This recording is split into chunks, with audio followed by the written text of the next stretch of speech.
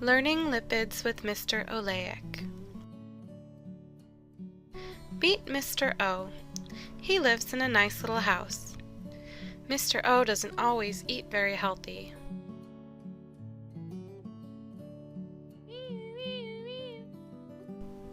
Hello, Mr. O.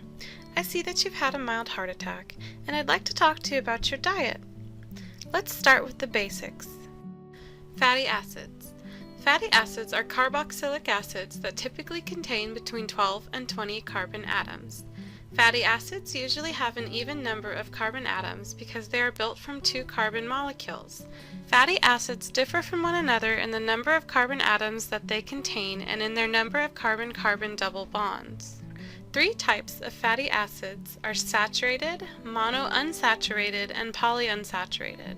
Saturated have single bonds, monounsaturated have one double bond, and polyunsaturated can have two or more double bonds. Triglycerides. Triglycerides are animal fats and vegetable oils.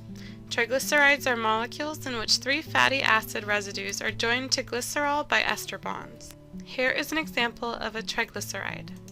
A saturated fatty acid is a fatty acid whose carbon chain cannot absorb any more hydrogen atoms.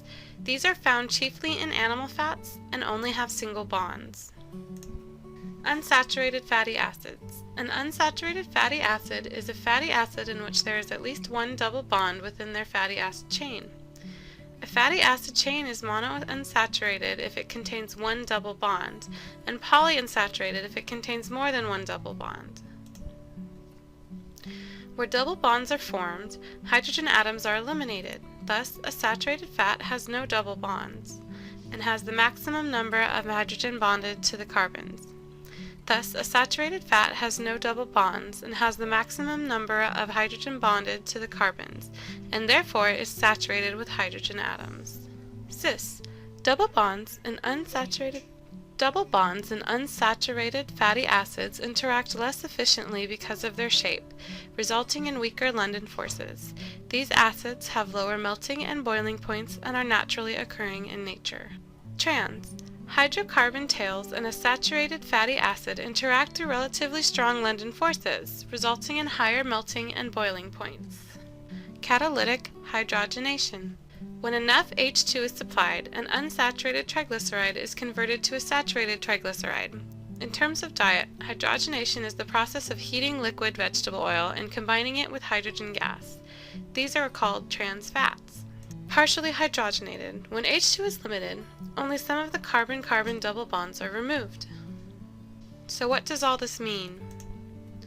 Hydrogenated fats pose a greater health risk because they raise the level of LDL, bad cholesterol, and they are hard for our bodies to break down because of the trans configuration of the molecules.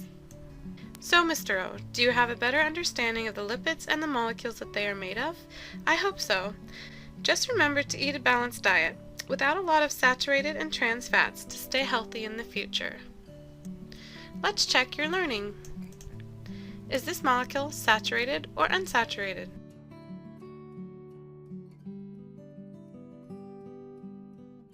If you thought saturated, you are correct. Is this molecule saturated or unsaturated?